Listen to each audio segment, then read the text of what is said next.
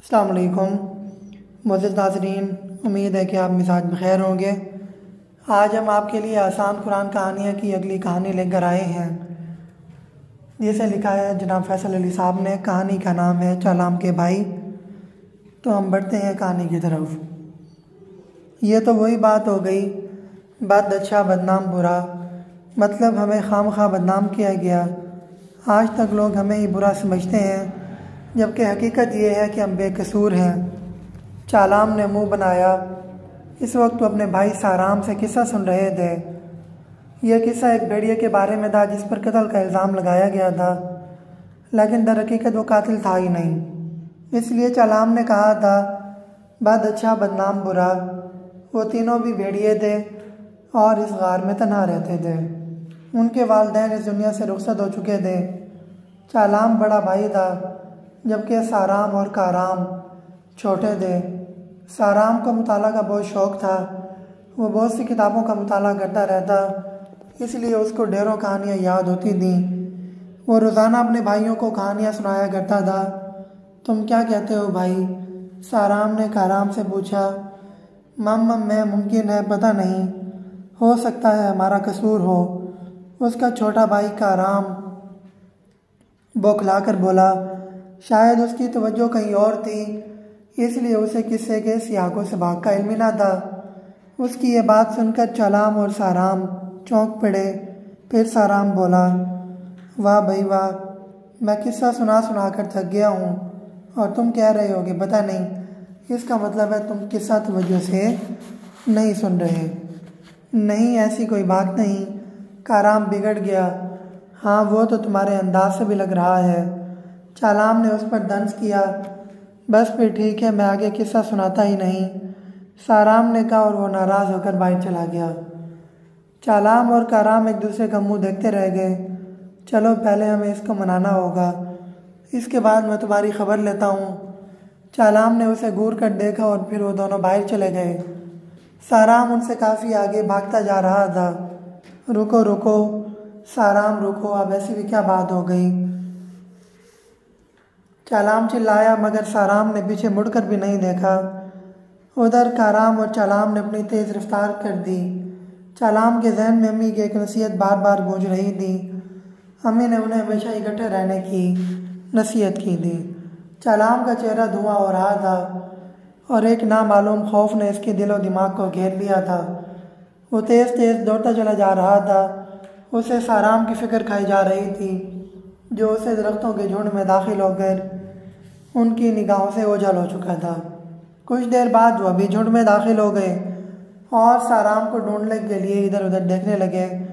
दूसरे इलमे वो उछल पड़े। उनकी आंखें खौफ से फैल गईं। उनके सामने ही 5 गीदड़ साराम को घेरे हुए थे।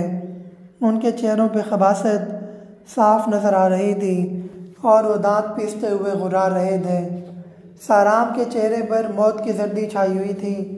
हम आ गए साराम भाई, चालाम ने चिल्लाकर कहा और इसके साथ ही उसने छलांग लगाकर गिदड़ों पे हमला कर दिया। उधर काराम और साराम भी हमलावर हुए। गिदड़ इस उस्ताद के लिए तैयार न थे। वो तो अकेले साराम को हड़प करने के लिए शेर बने हुए थे, लेकिन यहाँ तो बाजी ही पलट गई थी। वो पांचों उनके एक एक पंजे की मार साबित हुए और दम दबाकर भाग गए। अब तीनों भाई एक साथ खड़े हाँप रहे थे। इस भाग दौड़ की वजह से उन्हें थकावट महसूस होने लगी थी। चलो भाई घर चलें, गुस्सा थूक दो, ये कोई इतनी बड़ी बात तो नहीं थी कि तुम रूठ गए। छोटी छोटी बातों पर रूठना नहीं चाहिए, चालाम ने भाई को समझाया। सॉरी साराम भाई, मेरी तवज्जो नहीं थी, असल में मुझे मम्मा की याद आने लगी थी।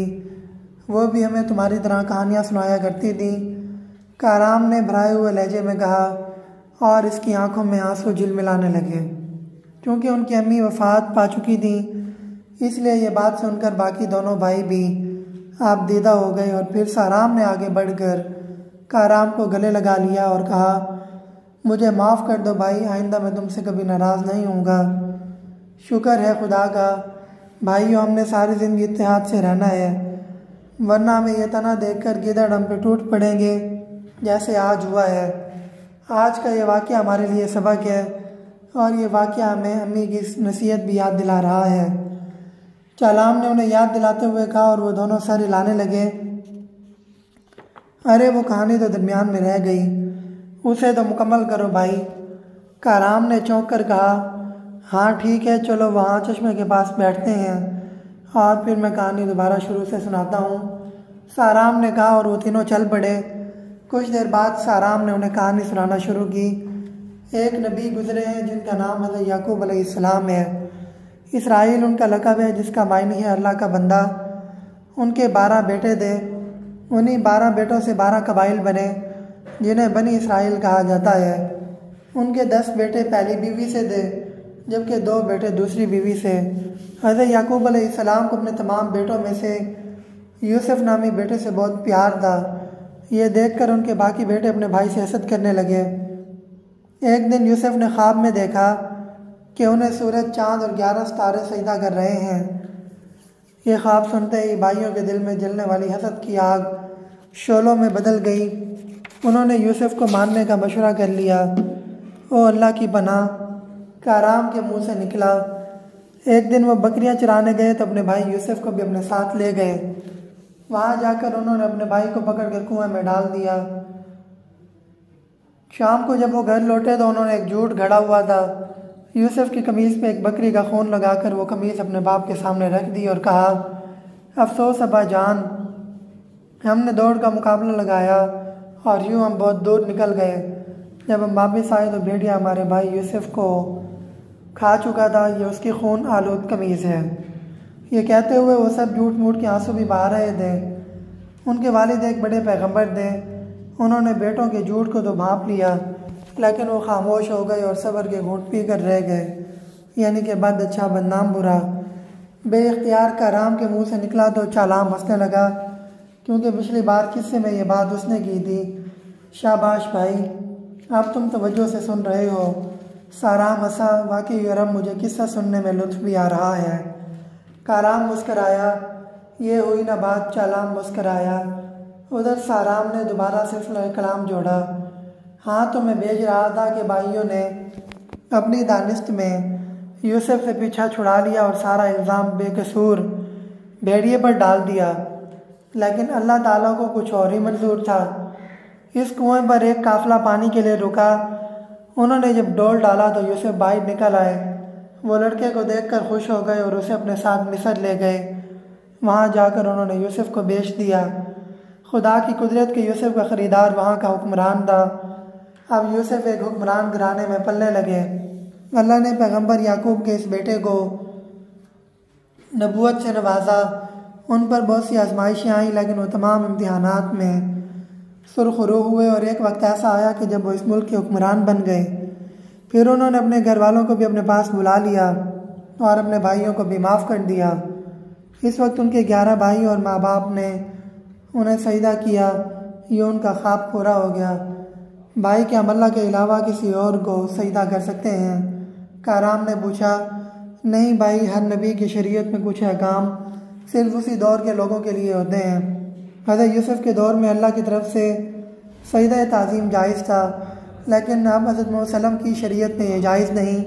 साराम ने वजाहत की, वाह भाई मज़ा आ गया, कल हम कौन सा किस्सा सुनेंगे भला?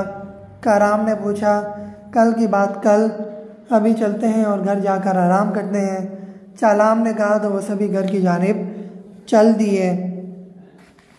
वाह भाई वाह, मज़ा आ गया। तो बच्चों, आपको ये कहानी कैसे लगी आपने कमेंट बॉक्स में ज़रूर बताना है। अगली कहानी तक के लिए इजाज़त दीजिए। तब तक के लिए अल्लाह हाफिज़।